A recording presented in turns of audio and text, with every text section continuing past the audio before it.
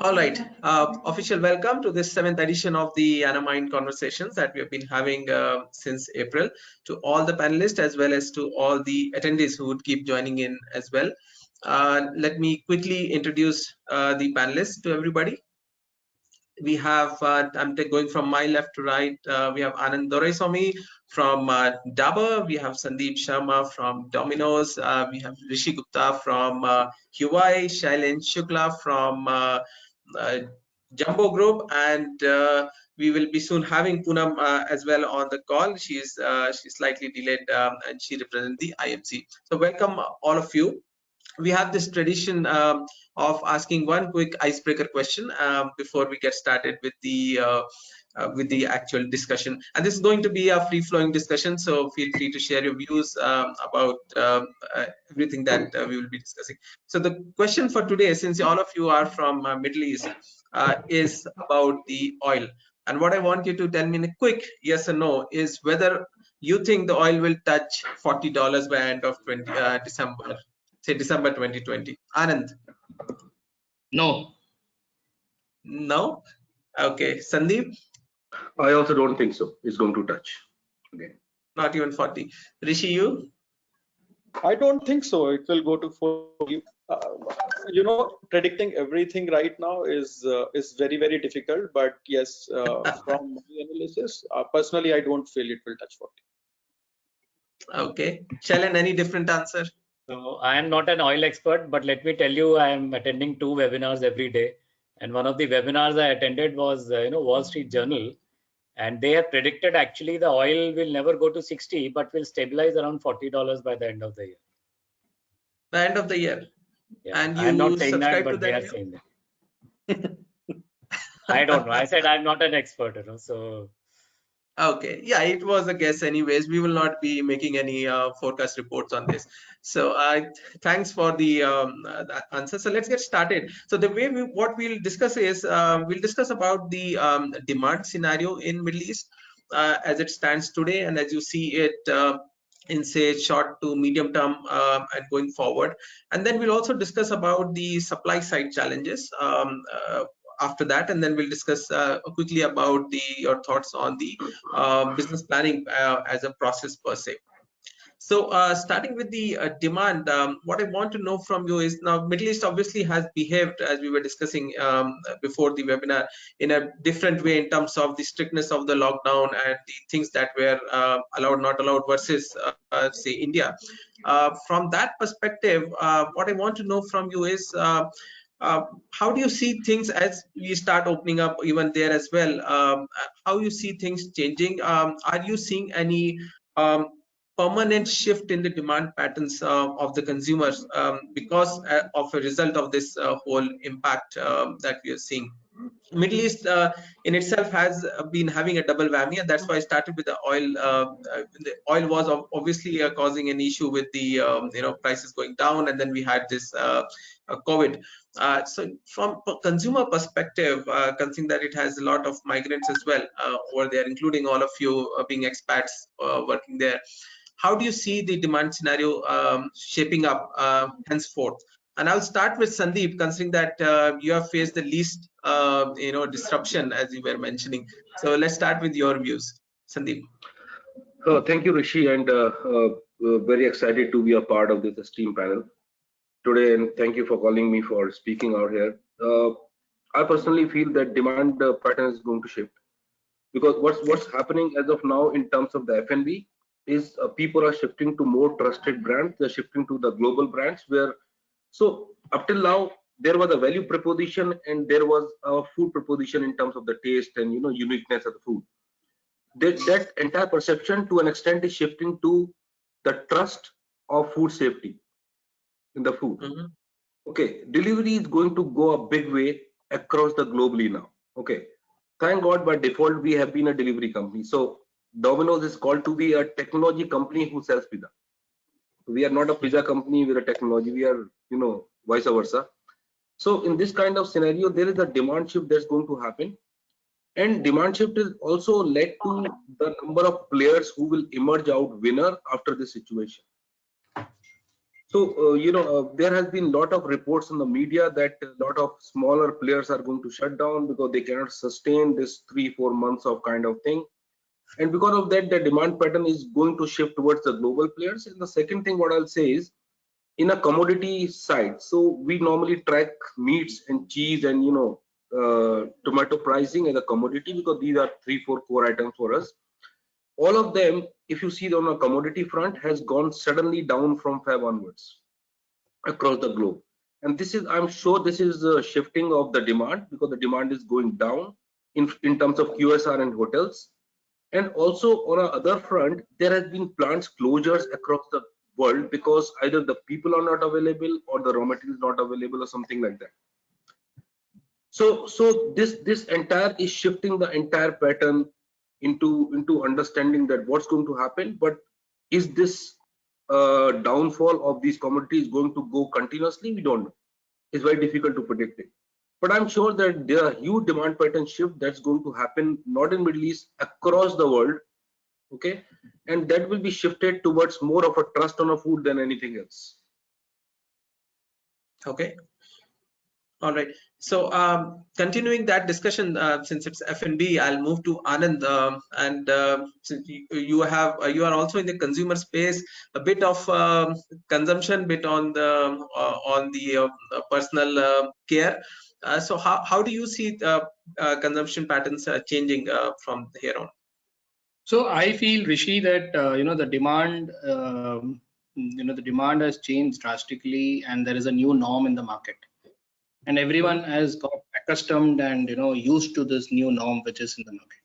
The buying patterns have changed. People going out to bigger malls and bigger hypermarkets and supermarkets have reduced in the last 1 month. They go to the local bakalas, they go to the local outlets which are nearby the house, or they order to these guys so that they deliver at home. And they buy to the extent which is required and not overstock. While there was a panic buying in the week 1 of the entire pandemic, but after that, the buying pattern changed and people started buying only what is required. Because what is the need of the hour is the sustainability, as you were saying, that is largely Middle East being an oil economy, and oil being as varied as it is today. The sustainability is the key in terms of how and how much you as a consumer are going to spend on the essentials and the non-essentials category. So in personal care also, there is a lot of shift of people using new habits, categories like hand washes, categories like hand sanitizers, cleaning equipment, cleaning chemicals have all drastically gone up. And people being at home for a longer period, they want to, as let's say a family, both of them are working family, they move out. So they may care for the house to be clean, but they are now 24 hours in the house and they want to see the environment very clean. And hence the buying pattern and the cleaning habits have changed drastically. The frequency of cleaning has changed and it's increased to that extent. And hence the consumption has gone up. Sure. And you think this will be a permanent shift from here onwards and not a temporary one? Absolutely, absolutely. So it's a new habit that any guy, earlier we never used to carry a sanitizer pack in your pocket when you're going out. Today it's a new norm today, because till the time the COVID remains and till the time the vaccine is out, till the time all those things happen, the fear in the consumer's mind is still there that I should not be infected, and hence I need to sanitize myself, and hence I need to have these buying these kind of stuff in my kitty. Sure. I think this is something that we are seeing consistent behavior across the world. So that's interesting to know. Thanks, Anand. Let me now go to the technology folks. Let me start with Shailin first. In the technology sector, how do you see the demand shifting? Now, I ask this also with the thought in mind that considering the oil prices going down, the whole Middle East economy under the stress now, would technology be under essentials, or would it be under the discretionary expense? and with the income levels, at risk over there, how do you see with all this in play? How do you see consumption of technology products? Rishi, to be very honest, the pattern has changed a lot. But during the lockdown, there was a huge demand for various items. Work from home was there, distance education was being imparted by schools, so demand for those items went up. Whereas overall, I think we have seen a big shift from non-essential items like automotive related or anything which is not essential, including electronics, to people have moved more demand heavily to household supplies, packaged food, childcare, daily needs, beverages, snacks, and to some extent personal care and things like alcohol and all. But overall, I mean, I'm happy to say that there was really no shortage of any product across UAE, across categories, except for a few days when people were hoarding toilet paper initially. I mean, food was available everywhere whenever you wanted. Home delivery was happening very efficiently for all food items, and there were a lot of new players in the market, including the large ones who were primarily a marketplace, but they started delivering, basic groceries and all, and there were people making 40-minute delivery promise, and they were delivering grocery, milk, bread, etc. in 40 minutes, which was a good sign. Right. So from the demand perspective, Shalin, now of course, as an immediate response to the lockdown, people did go for before the webinar we were discussing, as Anand also mentioned, regarding iPads and something that you want to use from home. But that's more of getting ready with your arms and ammunition before. From the longer term perspective, how do you see the consumer behavior changing from coming out of this once this initial reaction is over? So I went to Carrefour recently, and I saw a lot of people buying TVs. I saw people buying laptops. I saw people buying a lot of home audio products. Mm-hmm. So people are now preparing in the long term to work from home, and they are equipping themselves. So you want to see Netflix, you want a good TV, you want a good audio system because you're doing a lot of work from home thing. So those shifts are there and they'll be permanent. And while initial spurt was there, and now that demand also mostly has cooled off. But I think in the long run, people will be buying things which enable them to work from home, to enable the And be children more to comfortable at from home. home. And education is going to remain online for a very long time because it will always be non-essential. And I think US and some other countries have announced, I think by the year end also, they are not allowing schools and colleges and universities to reopen. Yeah. So there will be a Right. paradigm shift in online education, and from being a desirable thing, it will be essential. So anything required to enable those things will have to be brought in, and a lot of demand for anything which can be bought or sold online will be there, and companies must gear them up to present these, because a lot of brick and mortar people are not so well ready and equipped with their catalogs, last mile delivery, faster fulfillment. So I think they will be caught unaware. Sure. Thanks, Shalin. Rishi, how's your view, and how, if you can share, how's UI been doing in this time, and how do you see things changing from that perspective?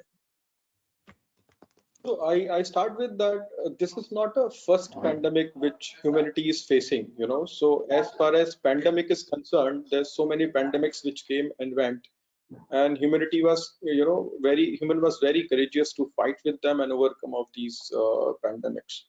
So whatever is happening right now, what I feel is it's a short term. Yes, everyone is saying that there is a new normal, new normal. There will be a new normal. Yes, that people are using sanitizers, people are using masks, gloves, and all those. But I feel that it's very, very short term. Maybe another 6 months till the time this virus is over, this virus is being contained. But during this phase of 6-7 months, what will happen is that we will learn a lot, okay, in terms of new things, in terms of doing things with a new way. For example, do it yourself. So if you see in terms of personal care, especially the saloons are off. You look at what happened in consumer demand shift is that shavers, trimmers, and dryers and all those products, because people are worried about their, health, I took a hygiene. contra view. Yeah, I'm sorry, go ahead. but to trim your beard as well, you need something. So yes, so there is a demand shift. People are learning new things, and probably whatever we learn will continue as a new normal.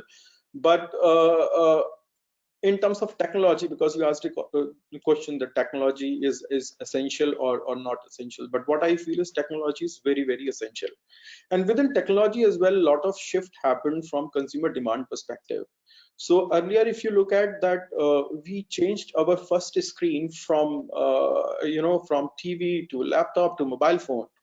There's again a shift, and we are going back now. TV is becoming again the first screen within the houses, predominantly because people doesn't want their children to learn to be on phone 24/7.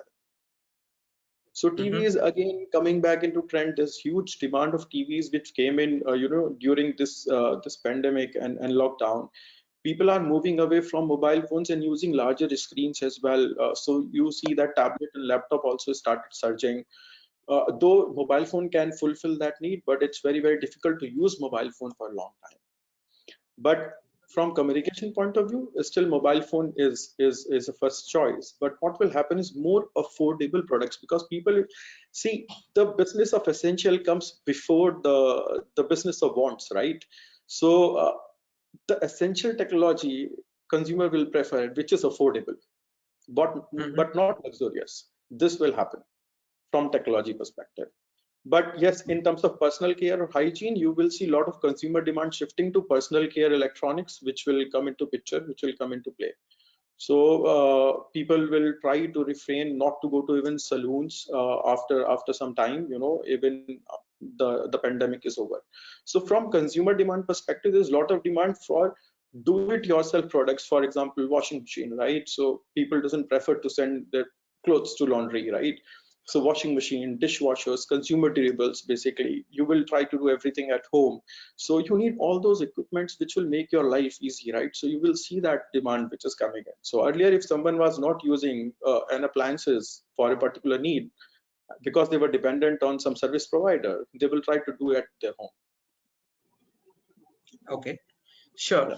Thanks, Rishi. And then that logically takes me to my next question is, and again, especially for the Middle East, being such a big visitors destination, right? Now, a lot of things that you mentioned, online essentials, would pretty much be same world over. But a market or place like Middle East, where there's so much visitors, both the tourists as well as the business visitors, and of course, your the annual expo has got postponed, with like around 25 million people or something, which comes now, which makes retail such an important place in Middle East, right? And that's how it's been known, the real estate and retail.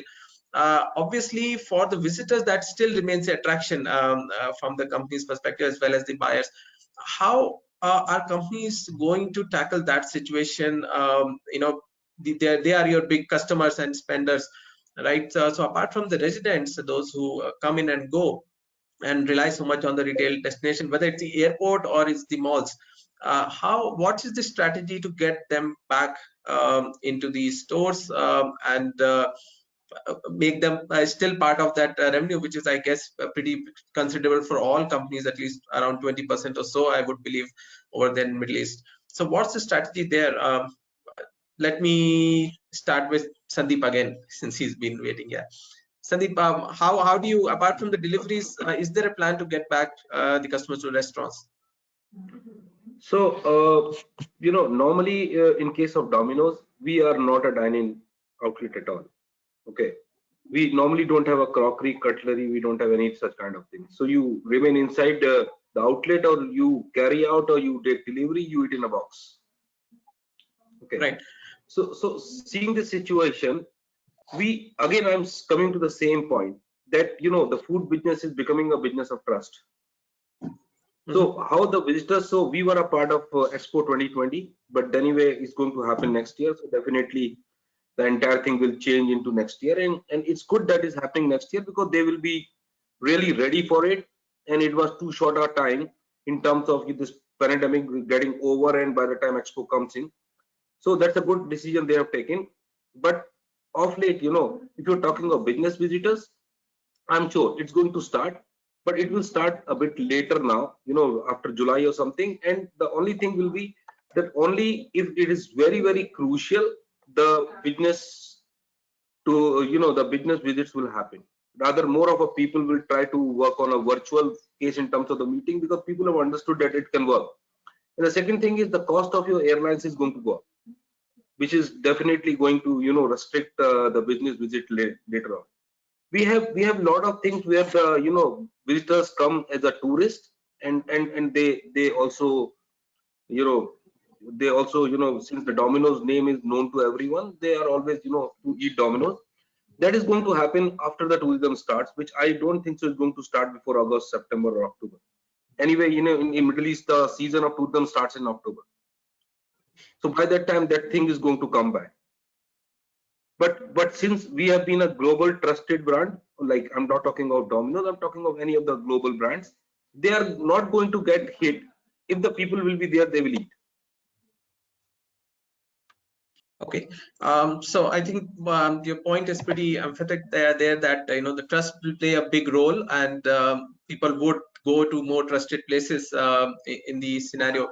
But are the restaurants, and not only Domino's, if I may request you to take a representative view of the F&B per se, are they going to do anything different? Are we going to see a major change in the layouts? Are those things happening? If you are aware over there, as we see over here in India, we see a lot of pictures, the way the social distancing being implemented, just to ensure that the comfort level is there for the customers. So the thing is, the layouts of the restaurants have already changed.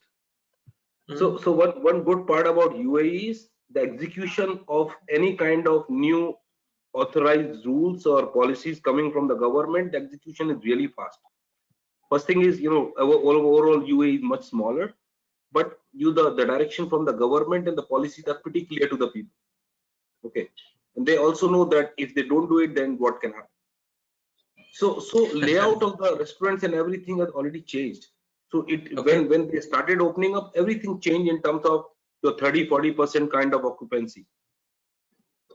But then it comes to a different thinking. For a fine dining restaurant with an average check of 300-400 dirhams, okay, can he work on a 40% occupancy?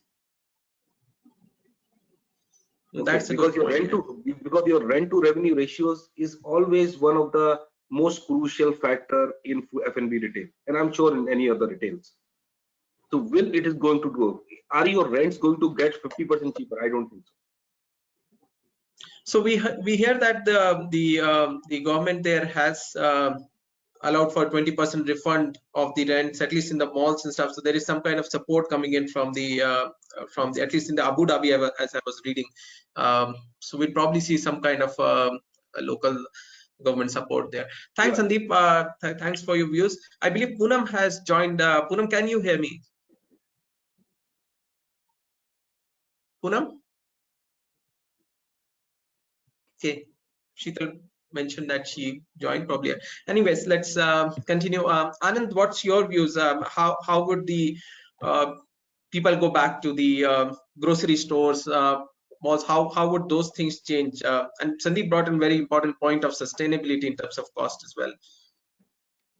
So in terms of personal care, I see that these are essential products. Largely, the essential category may not. There will be no change as such. But then, obviously, if you are asking me that are the consumers going to go back to the big supermarkets or hypermarkets and pick up a monthly grocery or a monthly personal care products that they want on a monthly basis? I feel that that shift has already happened, especially in the last 1 month. That we buy for a week or for 2 weeks and keep. Apart from with the exception of the week one when there was a panic buying which happened, but apart from that, I say that people are going to go to the local bakalas, the local kirana stores, the stores which are close to their house. They go there, pick it up, because during the lockdown also what happened was the lockdown initially when it started from 8 in the night till morning 6.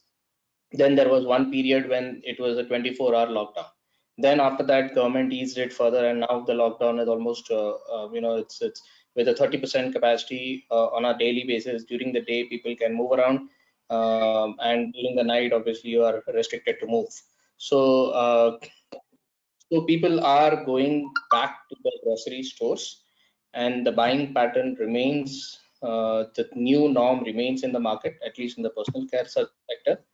And also the question which you were mentioning, that UAE being a very big visitor economy, how does it really impact? But I feel that personal care never targets on the visitor economy.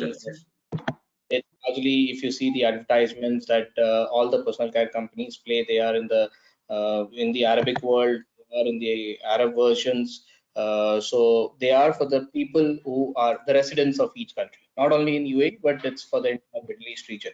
I mean, that's my perception or my data or my take on the topic, that the consumer is not a visitor. The consumer here is a resident, at Okay, least so for the in first. that sense, you are much more protected from your demand perspective, and I think it's a return of mom and pop stores as well, who were highly at risk from the online world. But I think now they can both coexist, and it's the large formats which are probably at risk over here. So moving towards the technology world now, Shailen, how do you see from your perspective in this scenario? So the visitors bring a lot of revenue, and a sizable chunk of GDP comes from travel, tourism, hospitality. And as is predicted, it is going to come back to 2019 levels only in next 2 years. So in the short term, it is going to suffer, and there will be more inland travel, as in people traveling within India and not going to the nearby popular destinations, or GCC people traveling within GCC, and you'll see intra GCC travel also. Travel may also be restricted to essential, which may be business travel and leisure travel. And also, I was speaking to a friend in an IT company. He said all sales pitches are being made online, and they're winning contracts.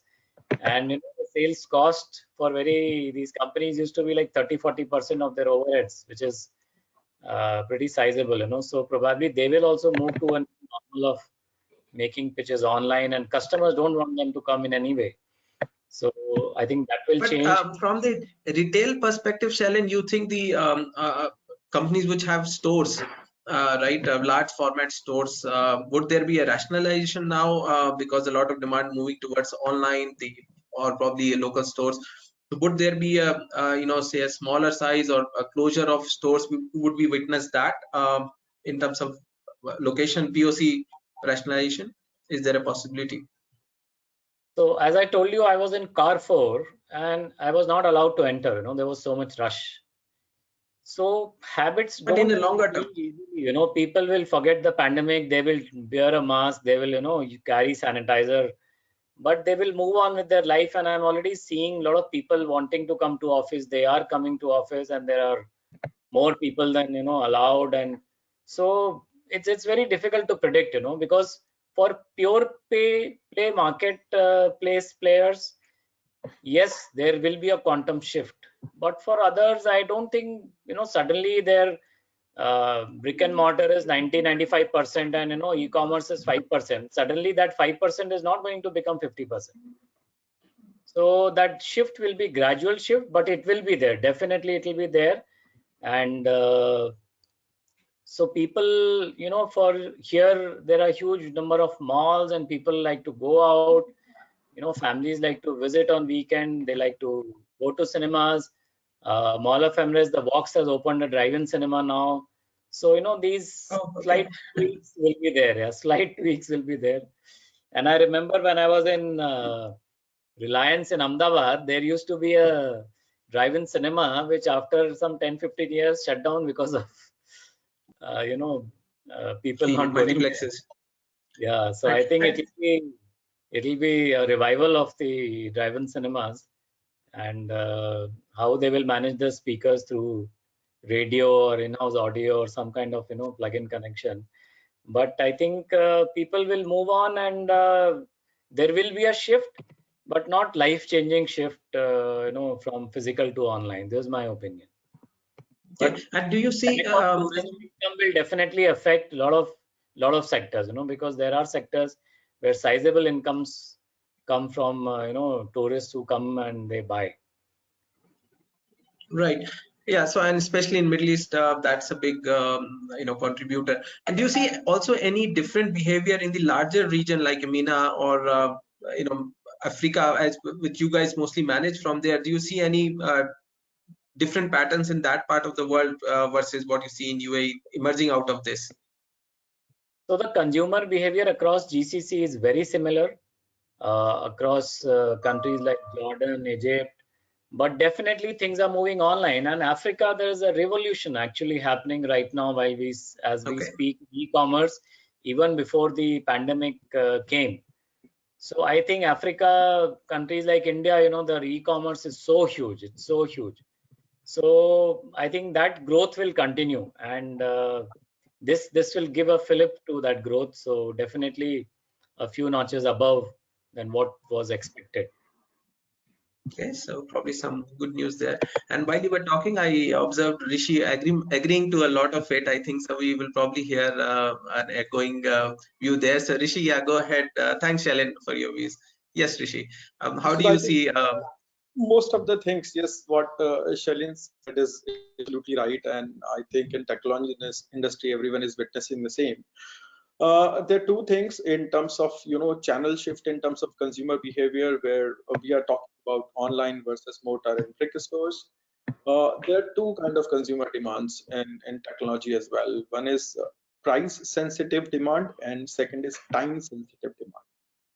So if you look at time sensitive demand, consumer is running around and going to neighborhood convenient store where he can go and buy the product and come back home. But when it comes to price sensitive demand, which is not time sensitive, he can wait for delivery after 2 days, 3 days, 4 days, 5 days. Then consumer is going to online retail. So that is happening. And in this whole system, mall based stores or destination stores where you have to travel and go and like Shalin said that he was in queue and Carrefour did not allow to enter. People will not prefer to go those places where there's a crowd, you have to wait in queues, and until unless it is mandatory. So yes, so from neighborhood stores as well, convenience stores as well, IR market, independent retail business is really growing for them. And what is happening in terms of supply chain and logistic as well, all these mom and pop store owners, they are strengthening at an unorganized level their home delivery and logistic as well. So The last maybe mile. absolutely. So they does not have that analysis and strategy behind it. It is completely linked with the demand what they are catering to, and they are adding resources to cater that demand. Okay. And let me ask my next question to you itself to start with as an extension. In terms of the new product launches, how soon, especially in the technology sector, how soon do we see that? Would uh, it be on schedule now, except for whatever happened in the last 2 months, which must be on hold? But would in the future would it be on schedule, or would we see a more delayed launches considering the customer responses and the probably the pile up of the unsold inventory that needs to be cleared first, if at all? So what's your views on that? So basically, there are two kind of countries. One is if you look at India, there's complete lockdown, right? So all brands they postpone their launches in India. So, but in the countries where there is a partial lockdown, business is still happening, online is still open, logistics is still open. Brands are not delaying their big launch. They are Okay. as part of schedule. They are launching on time, and yes, there's a restricted channel for it. They are not available on LFR stores where physically someone can go and experience. But whatever restricted experience and consumer touch points, brands are still launching on time. They're not delaying much. Okay, so in that sense, we'll probably see, especially from the bigger global brands, a more what do you say, a gap, a launch, say things being launched in UAE, say now, and it from India perspective it could take as much as 6 months gap for it to come over here. So we'll see that kind of disparity, if which earlier was uh, almost perpetual, if I may say, with a small gap, right? So from that, if would that we would see that more often now, at least in the shorter term. No, so actually, what is happening right now is all brands, even in India as well, they geared up and they prepared the launch. They're just waiting. That door will open. That's it, and you will see the flood of new models which is there, which is planned already in India, and all Already, brands actually. as soon as the ease down happens, you're saying. So okay, that's interesting to note. Shalin, your views on that from the especially from the tech goods perspective. Do you agree with Rishi that probably launches would not really get delayed, as is what he's saying, except for the logistical issues, or you think it would probably take longer to get out the new products? There would be slight delays because, as we hear, because of the longest shutdown in China, brands and OEMs also have had their share of challenges, and especially supply chain disruptions were there. Like I know a TV plant where all the plants which make the components were working, but the screens were made in Wuhan. So everything was ready, but screens were not there. So they had a totally breakdown because all the components were available, just the screens were not there. So these kind of challenges were there. So definitely there's going to delay. And not everything will be, as per the original plan. So So what I hear you saying is it will delay more because of the supply side issues rather than the supply demand. chain challenges were there. Okay. And Sandeep, I'm curious to ask you, and we did ask this to our panelists in the F&B webinar that we did a while back for India, is what kind of new launches we'll see from the players like yourself.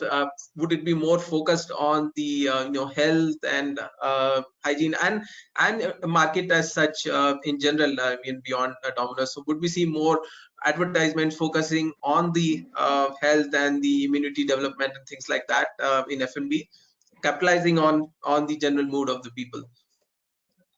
See, the thing is, in Middle East, we normally plan for a launch during the Ramadan and this entire Eid period up till the next Eid that is coming somewhere around September.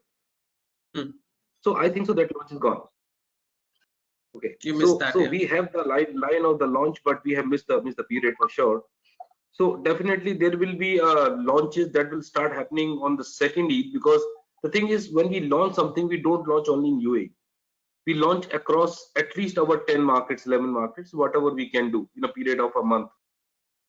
Mhm. So the things are so unpredictable, and as of now also the things are not clear that if there's another lockdown coming in other markets, when Morocco is going to open, when Egypt is going to fully partially start working. So in this kind of circumstancing, doing a launch doesn't really work for us, because what we have done is actually we have rationalized our menu. So everybody, every player across the F&B sector have tried to rationalize their menu to lower down the wastage, because wastage is another killing factor for F&B. Yep. So at least at this point of time where times are tough, you try to at least be very bottom line focused. Mhm. So definitely you are going to see the launch, but the launch will happen only beyond August or September. But there will be a continuous launch that will happen. And definitely you're right that this launches, so food safety is already there. You don't need to again tell it to the customer, because it is getting conveyed with every ad or every every offer or everything that's going on. Okay, to an extent that when we deliver pizza today, like we have put a bit sticker on the top of the pizza, the closing the box, which says that this pizza has been cooked at a temperature of 460 Fahrenheit and all these kind of things. Okay, which itself tell about the food safety. But definitely regarding immunity and health, there will be a thing that marketing will be focusing on to tell it to the customer, for sure. Sure. Rishi, Consistent views there. Yeah. Sorry. Hi Rishi, can you hear me? This is Poonam, because Hi, I'm Poonam. having Yes, an issue. Hi. I can hear you. Welcome. Are you able to Thank put on you. your switch on your Yeah, camera as well? actually I did, but I think there was some issue, and then James sent me Okay, a never link, mind. and but so hi Shailen, Anand, Rishi, and Sandeep. Sorry, I had to join in a bit late. Hi Poonam, how Hi, are you? Poonam. Thank We are you. missing you, yeah. No problem, Poonam. Thank. So I'll come back to you. Let me just first go to Anand for this question, and then Sure. we'll take your collective views of whatever we discussed till now. So Anand, apart from the new launches, which we want to know from you, I also want to know, since you mentioned about the a lot of focus shift to this, nearby stores, the mom and pop stores. How would that play out in terms of the say product packaging, the sizes, considering that they would have a limited shelf space versus the bigger format store that you would be probably used to supplying, right? So would we see a change in the in of strategy from that perspective as well, from the smaller packaging, smaller sizes, but the higher run rate kind of thing? So your views on that? Absolutely. So to your first question was on the the new launches in the personal care sector. I feel that the new launches are going to get preponed. The faster you Yeah. innovate, faster you actually get the product onto the shelf, the better is the share of business that you can gain. And the need of the hour is innovation. Need of the hour is like a new consumer shift which has happened. So as we spoke about sanitizers, that's a new norm. So every other personal care organization was started to manufacture the hand gel. Now the time here was of the most of the essence, in the sense the how fast you can manufacture this. So more than the demand, because demand was very high as compared to the supply, because initial supply there were a lot of disruptions as the lockdown were across the globe. So some of the ingredients, mainly in case of sanitizer, was the alcohol, which is a main component of the formula. Suddenly the prices went up, shot up drastically. So how fast you can get the alcohol to your factory, and how fast you can convert that into a product and then move it out, was the essence of the launch. Because demand was skyrocketing in the beginning. Then a period came during the pandemic that okay, everyone is producing hand gel. Now what next? What is the new innovation that it can do in the same category? Then came that because of the virus, because of the virus being on surfaces for a certain period of time, there was a consumer shift which happened, that there are these aerosol sprays that for every product that you get into your house, let's say from a grocery store also, that there's a home delivery happening, the consumer behavior started, the consumer started spraying it with the spray before washing it into the water. So then the demand for these sprays went up. So that was a new innovation after that. Then came the wipes. So there was a consumer shift and consumer behavior during the pandemic which happened, and that's where personal care companies started innovating and manufacturing and supplying these different categories to the market. So this was one side of the innovation, or the one side of launches, which had from the product concept stage till the product which is lying in the shelf, is the period is 20 days that you have to make it happen. And the biggest challenge from the supply side was obviously the supply chain disruptions which were there across the globe. So that was the need there, but the entire personal care space could actually turn this around, and there's a lot of companies, including Dabur and other companies, where we could actually supply faster to the consumer, and that's where the second question which you mentioned was was of these SKU sizes, especially in case of personal care. Because of the sustainability factor, there is a lot of strategy shift from a 700 ml pack, from a 500 ml pack to a 50 ml pack, and making it available into these local stores, so that people buy a product for a week use. So the SKU shift is also one more shift that we are seeing in the Middle East, the size of the SKU. Sure, and I was kind of expecting that. So thanks, Anand. And so welcome, Poonam, once again. I hope you can still hear me. Yes, thanks Rishi, I can. Yes. So, Poonam, I just would want you to sum up from your perspective. What we discussed till now was the demand scenario as we prepare to come out of the lockdown phase in the coming days. The demand scenario as you see in the Middle East, any changes in the consumer behavior. We talked about the possibility of the new launches. Would that be delayed, or will we see those happening? So we had different views over here, depending on the industries the people represent. And yeah, I mean, these were the things we discussed. So you can probably sum up your views, how you Sure. see the situation from consumer demand perspective in the Middle East. Sure. Thanks. Yeah, I was listening to everybody's views, and I think each one has presented it perfectly from the industries that they, come from. Personally, my views would be that definitely there's going to be an increase in technology. E-commerce and online business is going to surge, and like in the past, it was the Amazons and Walmarts and Alibaba. Now you will see many more organizations coming into the fray with apps and with things which would make it easier for consumer to do business from home. I do see automated productions in various things take a surge. People are going to see how they can lower costs and improve quality from local or nearer productions, because earlier on we all know that China was a main hub for many things, but now you can see India and a couple of other countries, even Dubai, wanting to become stronger in manufacturing in certain commodities. I agree with everybody who said that yes, there will be a decrease in business travel in the future.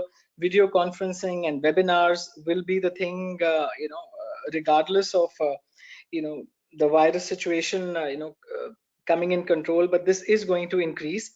E-services definitely, will take priority, and I feel that all countries and governments will invest in healthcare, because I think that is needed, and everyone did realize that there was a gap that needed to be filled in that.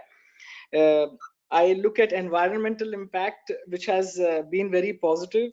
There's been decrease in the carbon dioxide and monoxide levels everywhere, not just in India, but you see global impact on that.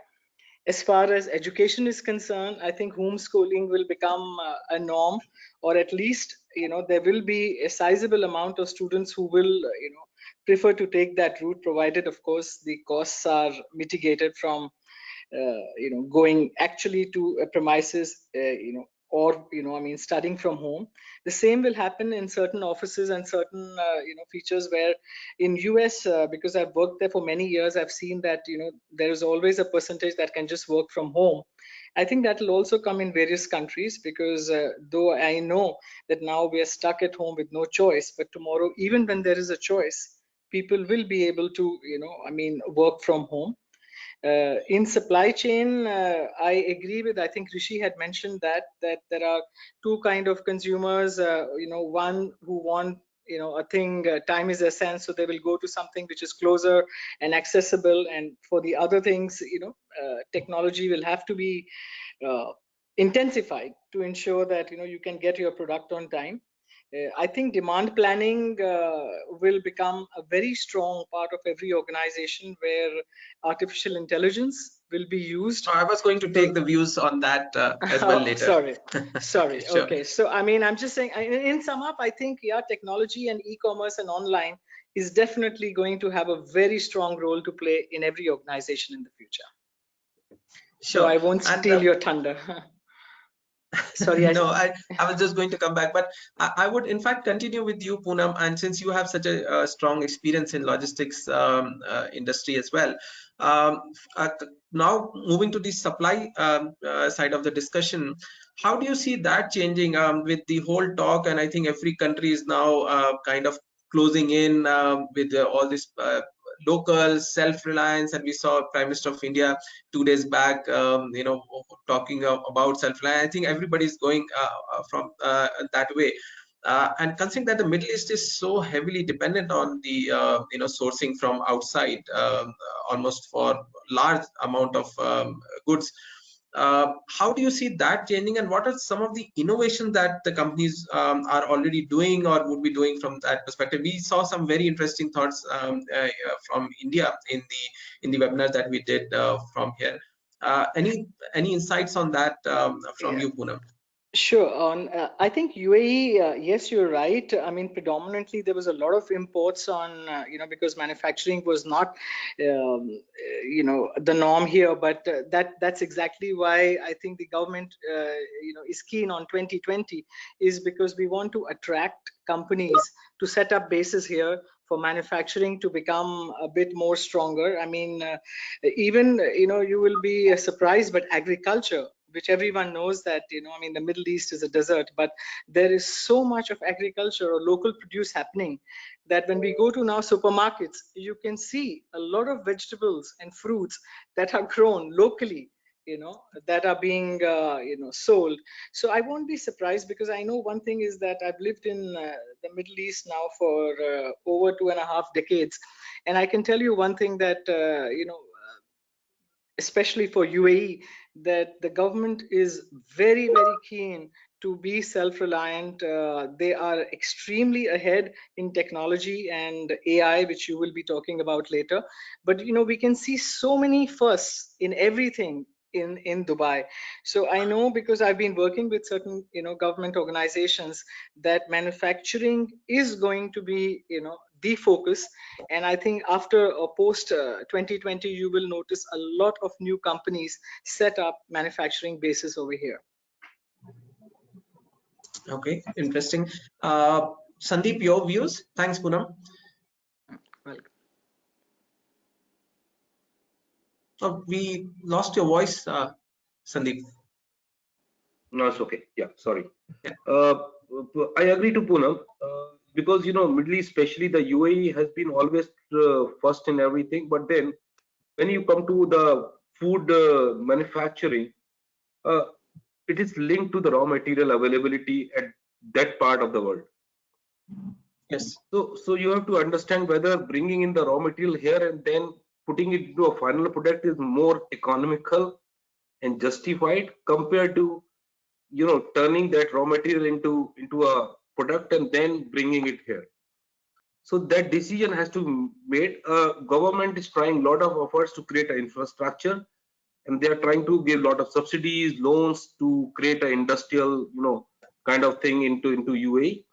So we have to really see the localization in the norm of tomorrow. The localization is norm of tomorrow, not because of Corona only. World before Corona also was going into a kind of a geopolitical situation. We have seen Qatar, what happened overnight. So as an international supply chain, you have to have a contingency plan in place. That if this happens, then what do you do? So world was not very geopolitical friendly before also. So you have to have your contingency plan in place, but then you have to actually get into the figures and understand whether it makes sense to bring the thing. I'm just telling you, like tomato paste, like our pizza sauce is converted into tomato paste, and the tomato is really the kind of tomato you have to have a Californian tomato. Does it make sense to bring in a tomato here and convert into a paste and a pizza sauce, or it is cheaper there to do it and then bring it here? So it has a lot to do with the raw material, and raw material real availability is not there in the Middle East. So that will define the entire thing. Very interesting point, and I would think that to some extent this is true for every industry. And Shailen, you were mentioning about the TV panel not being available. So even if we decide to make everything locally, is it possible to do all the components locally? And if not, then how are companies planning to do that, at least to reduce dependency on China, especially in electronics, which is so high? Rishi, I think, yeah, I totally agree with Sandeep, and Poonam also summed it up very well. So primarily, I think you have to be a big consumption center to attract more manufacturing, So, places like Iran, places like Saudi, places like Turkey, Egypt, a lot of Samsung TVs are made in Egypt and supplied across GCC. So typically, you may not want to bring tomatoes all the way and convert it into a paste where 70% of it is waste. You'd rather convert it somewhere else and bring it here for final consumption. So anything which can easily be consumed, raw material is available, and there's a large consumption center. I think the manufacturing can move, especially in case of commodities, like there are cement plants and there are steel plants and, such things are there. But to expect electronics and other things to move out of China is still some time away. I think it will take time. And while 97% of the goods are imported across GCC, the manufacturing level is very low, but governments are very keen. I think they will continue to bring in schemes and promotions and incentives from time to time so that the local manufacturing goes up. Okay. Rishi, how are you seeing things? Is the procurement being planned to move from China to places like India or other countries? Would that things change, or is it how much of it still be locally from consumer durable electronics perspective from your? In terms of technology manufacturing, there are two things which are very, very important. One is that you only do SKD, it's little technical term where you do semi-knockdown unit and you do assembling, okay, which is still very, very easy, and it's easy to bring parts and assemble locally. And when it comes to the real manufacturing, which is CKD, which is complete knockdown unit, it's very, very difficult to shift manufacturing or develop manufacturing in one country. It does not only need infrastructure, it needs a skill set as well. So these two things are very, very important, and especially in technology products, it's very, very cost sensitive along with volumes. So these three things are very, very important. So it will be interesting to see any country geared up and give that platform and comfort level to manufacturers and brands to manufacture outside China or any other country. And the components, so there's varied component. If you look at mobile phone, more than 30,000 parts you have. So it's not necessary that all 30,000 parts are from one country. So it could be imported from Taiwan, Japan, Korea, and so many countries. So yes, so SKD is still, I see that it's a low-hanging fruit for countries which are aspiring to locally, but CKD will take time. Okay, thanks, Rishi. Anand, I know this would be a second time I'd be asking you this question because it was pretty similar, but why don't you share your views again? Yeah, absolutely. I mean, Rishi, in the last webinar also which we attended, I spoke about this concept called localization. It's a mix of the two. It's a mix of the global reputed vendors. When you say about any ingredient, it's a mix of these big vendors who have structured supply chains, who are able to also tide you through these crisis scenarios, and they have offices across the locations who can actually support not only for their own businesses but also for their customer businesses, which is the care space, in terms of the material available as fast as possible. So that's one part of it where the global reputed vendors help. The other part of it is the localization, as all our esteemed colleagues were also talking about, is the packing material. For any in the personal care space, whenever you see a product, you have a bottle, you have a cap, you have a label, and then you have a product in it. So all these packing materials are generally locally sourced because you can't obviously import air, because when you are importing bottle, you are actually importing air. So that's something which is high cost. So which leads to the next point, is that how fast and how cost efficient you can make this material available in your factory. So that rules on the sourcing strategy. One is the time, and second is the cost. And not only during the pandemic but also after the pandemic, that will remain, because what is most important is how safe is your bottom line at the end of the day for any business. Anything that you have already seen happening from that perspective? Any changes in the supply chain strategy that you've already seen happening, either in Dabur or just across any place that you would have seen? Absolutely. I mean, what generally the personal care companies do is that in case of these big supply chain organizations, like let's take the example of BASF or Croda or these kind of big chemical organizations who supply specialty chemicals to all the personal care companies, they have their local offices in the region from where they supply. They have their local storage warehouses from where they supply. So that is a faster way to make it happen, which is while it's actually produced somewhere in the Europe, but then they hold inventory in these kind of warehouses from where you can get it supplied faster. That's number one. Number two is also developing molds locally. While there is a lead time for it, but then how fast you can make a mold maker produce a mold for you so that he can blow the bottles as fast as he can. So that's the localization part of it. Both, it's always a mix of the two, it can never be either or. And the third is, like in Dabur, that we manufacture more than 98% of our stocks of our products here in Dubai. A lot of personal care organizations also do that. So they are slowly setting up manufacturing units in the region where they want to sell. So that's the need of the hour. Sure. Thanks, Anand. Thanks, everybody, for your views. And that takes me to the most interesting question for us is about the planning in the current scenario, right? We know planning is going to change, so I'm not going to ask you that boring question again. Yes, planning will change. The typical monthly processes would not hold anymore. It's more, sensing, more daily, planning and scrapping of plans as well. But from here onwards, of course, this has been happening in a very short term as we are fighting the situation. But I think I would want to hear more from the in the new normal, as we call that perspective, as we become more normalized out of this situation. How do you see the planning function changing in its importance in the deployment of technology, tools, AI, ML implementation? A lot of companies I know are still doing a lot of supply chain planning on Excel sheets. You think that would now be forced to get into the technology, considering the more need for to be on top of the patterns quicker than before?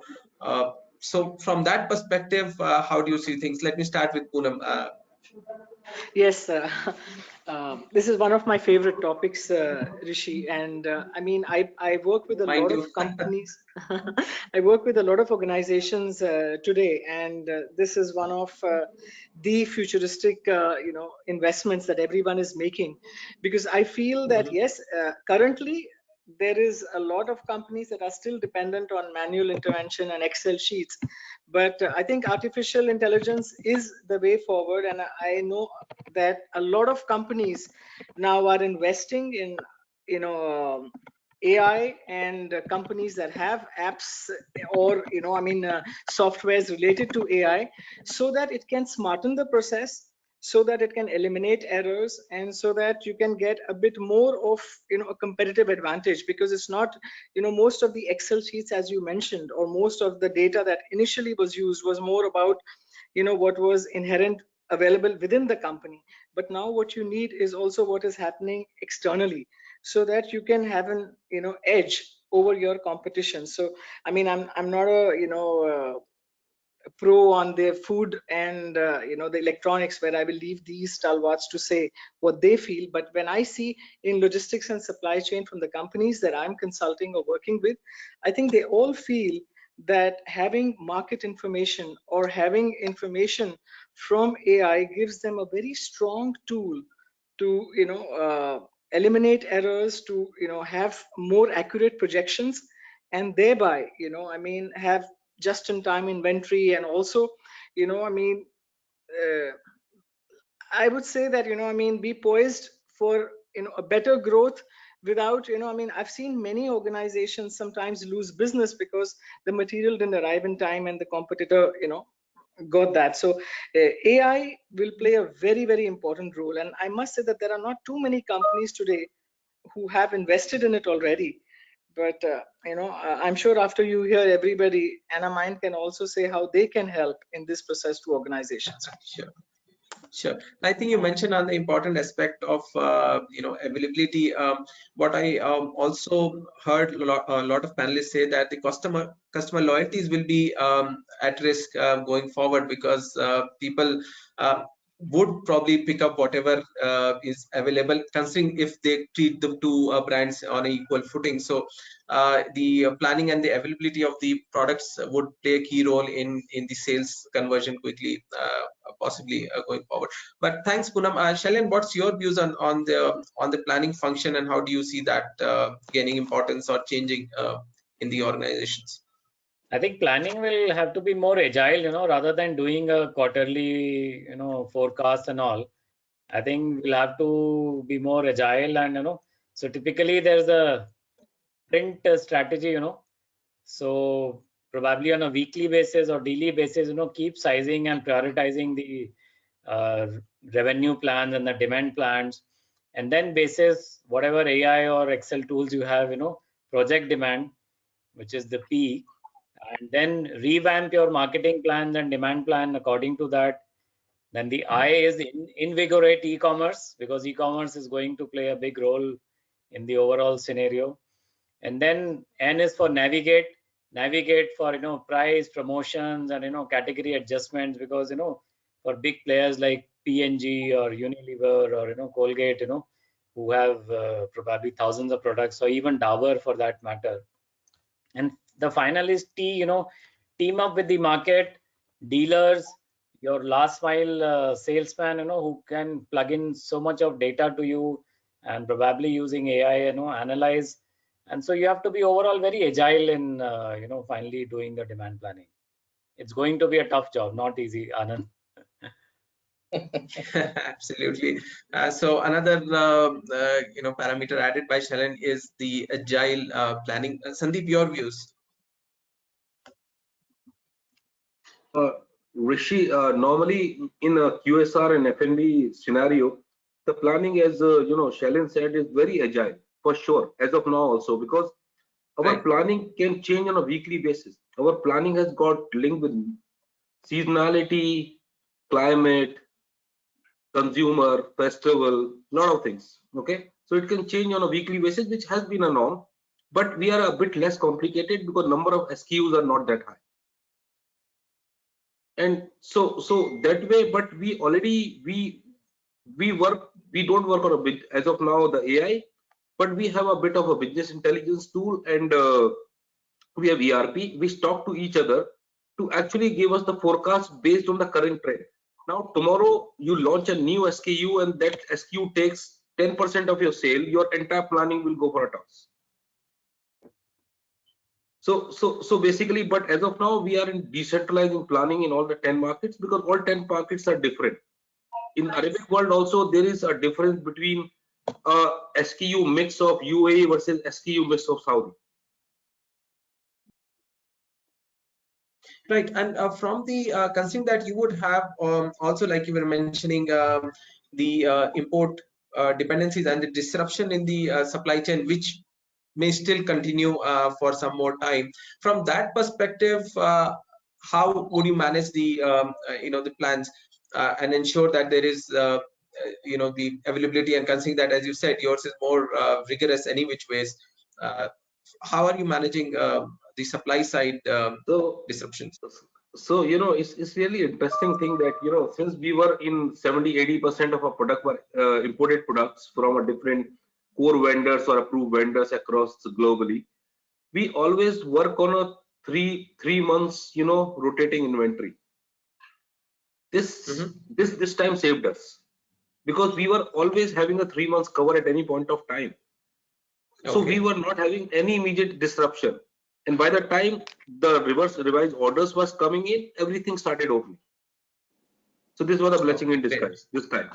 Okay, though the product we were taking it locally had a bit of challenge, because initially for 2-3 weeks the things started stopping, and we were not managing the inventory very high up for them. We were almost on a 10 days rotating inventory. So that became a bigger challenge. Localization became a bit of a challenge than the imports. But going ahead, for sure, we are definitely looking at localizing a lot of product as a central point to our markets, to make sure that at least we have got a clear 6 months forecasting. We as of now used to work on like a 8 weeks, 10 weeks forecasting, but we are looking at a long-term view of a 6 months forecasting, so that that vendor has got enough of raw material in case of any disruptions. Because that vendor in Middle East, if the vendor is based in Middle East, his raw material is coming from somewhere else. Right. Okay, So very like interesting point there. a simple example we have seen. There has been 2 or 3 meats plants which has been closed in Brazil. There were news 1 week back, and Brazil is the biggest exporter of beef and chicken. So that could have directly, directly have a kind of a challenge in terms of it if you are not adequately in terms of inventory. Very interesting, Sandeep, and I really like that point of view. That I think in the new normal world, both short-term and the long-term forecast becomes extremely important because of the both one you are at the POC level or the store level, and the other is from the supply chain perspective, considering the changing raw material dependencies and the lead times. So thanks, Sandeep, for adding that very interesting perspective. Rishi, your views. And honestly, I get reminded of our discussions while you were in Reliance so much about forecast. And that was a very different world, I guess, from what we are today, right? So how do you see planning changing and your views, honestly, on that? Yeah. See, that time also we used to do, forecasting and planning and supply chain, everything in terms of 13 weeks rolling forecast and, but after coming, AI into picture and I feel, yes, a lot of organizations will use technology and AI and BI tools and all those for forecasting.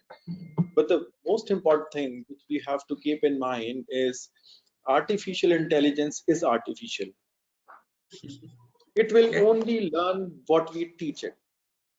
So it will not learn something beyond that. So for example, Sandeep said that 2 plants closed in Brazil, right? Artificial intelligence needs those inputs to plan. Otherwise, it will plan that Brazil factory will keep supplying and we will get the material, right? So if you include AI in your system and you use BI tool and forecasting and those kind of stuff, someone actually put brain to it as well and supply right inputs as well to the system where AI will work accordingly. So there are emerging patterns to this situation and things are changing very, very quick and very, very fast, and taking all those inputs into system and consideration and teaching that to artificial intelligence as well is something which is a bigger challenge, because there are multiple information systems which which are in place, and you get information from different channels, and each information is very, very crucial for your demand plan. So and things are very So quick, how are you tackling this? That's a very valid point that you make, but how do you think companies would tackle this? Supplying intelligence to the AI as well, it becomes a task in itself, right? As you're mentioning. So how do we manage this? So the most important thing is that you have to keep your information up to date, so what is happening around. So what I said is you have to be aware about emerging patterns of this pandemic situation, which you estimate, and you have to look at what inputs you provided to your system to lead to forecast. So this need to be checked very frequently and regularly. So yes, there's a short term, there's a long term, but in short term you have to put a lot of check and balances, that what inputs your system has, what inputs your artificial intelligence has, how much it learned, and what knowledge you give it to the system. So this is very, very important. Right. Thanks, Rishi. And I think what we are, in a sense, saying is that collaborative planning also becomes very important, where the inputs from across the, the company gets into the planning system as well, and quickly, because there are people on the field over there. There are partners, everybody, and the entire ecosystem providing a lot of input, and that collectively becomes the input for the AI systems as well. So thanks, Rishi, One for more your thing in views. this. Yeah, sorry, Rishi, Sandeep, go one ahead. more thing, which Rishi said. You are using a BI or a AI or any kind of system which has got an entire information update on that. This system should talk to the partner or a vendor system. If these two systems are Absolutely. not talking, you will have a problem. Yeah, so the collaborative planning should include the vendors as well. Something what we in the old world we would call CPFR kind of setup should be there. Thanks, Sandeep, for that input as well. Anand. So in the personal care space, what I feel is always supply chain planning has always been important. Irrespective of the pandemic, pre-pandemic, post-pandemic, and all, at the end of it, it's actually managing the working capital of the company and how better is the cash flows for the organization. So that's and I would say planning has always been as important as it was 5 years back, 2 years back, and now going forward in the next 5 years also. Coming to the point that what will change is mainly the communication channel. So when you break down all these big systems into smaller systems, like how fast you're able to connect to the local sales manager who is in the market, who's actually seeing the daily impact of the pandemic or the daily impact of the post-pandemic period, as in what's the offtake of a product in the market, and hence what's a distributor inventory, and hence what's the inventory that he needs to hold. That is the key, and hence if your production center is local, which I mentioned a while ago, then you change the production line as per that demand. The scheduling has to be on a daily basis, on an hourly basis, with the communication from the local sales guy that you are able to connect with. Because what will happen is all these systems, though they are real time, but the systems are checked, and the review of these systems happen on a weekly basis or on a monthly basis or on a fortnightly basis. But what is the key is that how fast you are able to schedule and change the production plan for the next 2 days or the next day will be the key. Sure, and I think that's important as well. Otherwise, you will not be probably able to respond, or it will be too late by the time you respond. So, all very, very important points as well as inputs for us. AIML, agility, the collaborative planning, both short-term, long-term importance, and the ability to do much more frequently than what we were used to, both from demand and supply perspective, is what would give the companies the competitive edge, as I understand, in the go forward world. I think we are way ahead of our, oh boy, we are almost at 20 minutes ahead. But I would let Sheetal take some of the questions from the participants. Sheetal, if we have, you can take. But before that, thanks a lot for this discussion, a very, very insightful one for all 5 of you. Let's take a couple of questions and then we'll let you go. Sheetal, do we have questions? Thanks. Yeah, we have a lot of questions over here. I'll take the first question. Yeah. So the first question is, what is expected to be observed in terms of price shifts, if any, increasing or decreasing to manage the demand at the end? And what about price sensitive goods and services? Panel see any change in the demand curve from that perspective? This is a question to everyone, but specifically I would say for Anand and Rishi. And Shalin as well.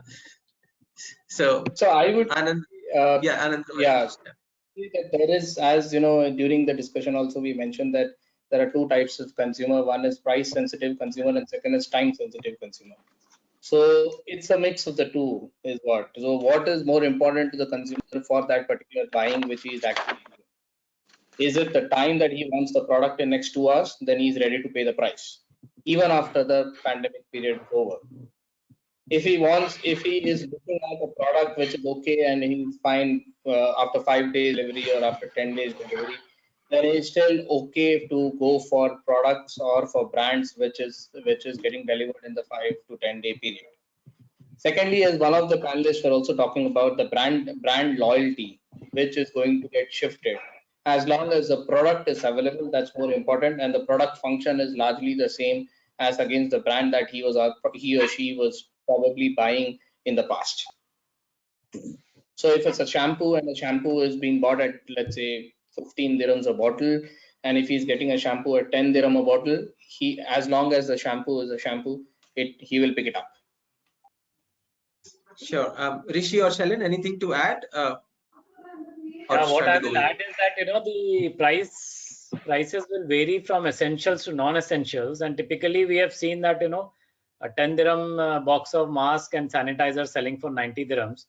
So anything which is essential, people have just withdrawn the promos. They will come, they will buy, including anything which you may find at Carrefour, like laptops and all. There are no promos now, and vice versa. Anything which is non-essential, so travel, tourism, hospitality, you'll see a lot of discounts, a lot of promos.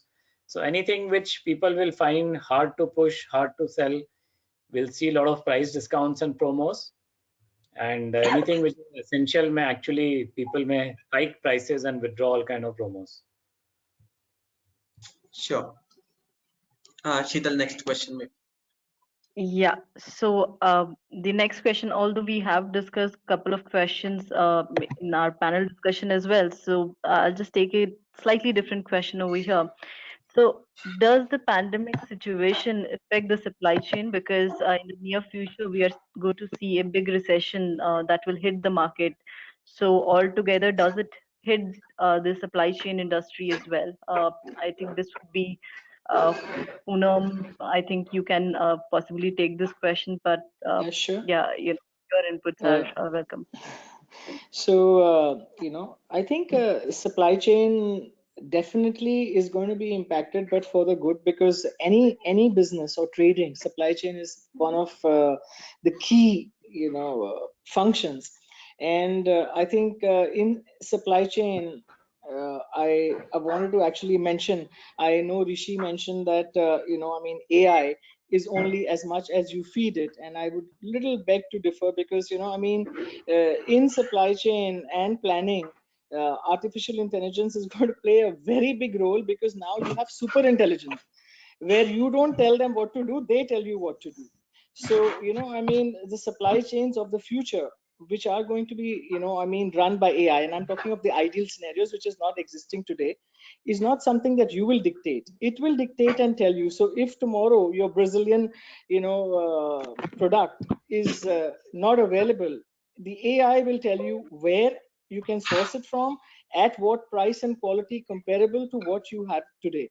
So yes, the supply chain will become more agile. They'll become definitely more cost effective, and they will help businesses improve by obviously today some organizations have different, 40% cost at supply chain, some have only 10%.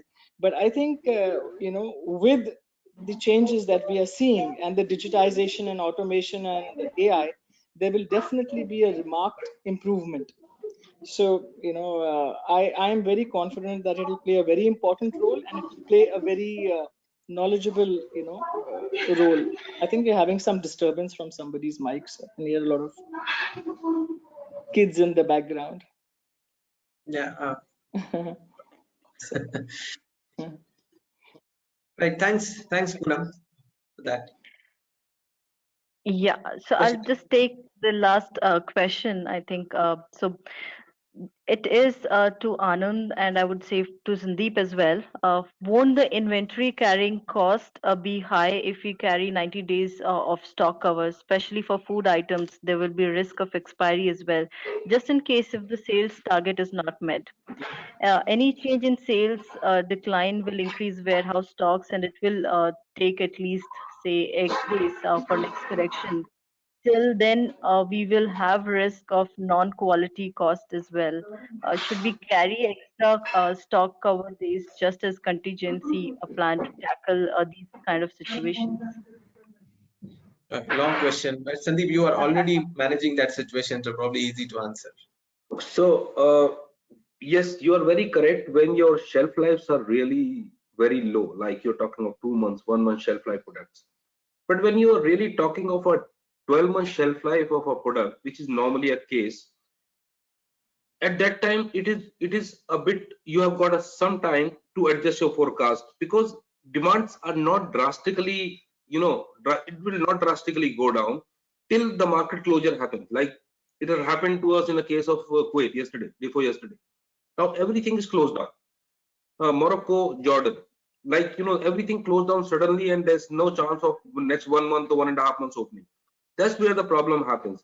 because your demand, even if in this kind of cases where the food is not stopped, but the people stop taking, carry outs and dining, the demand for our kind of QSR drops to an extent 20-30%, which can be easily adjusted.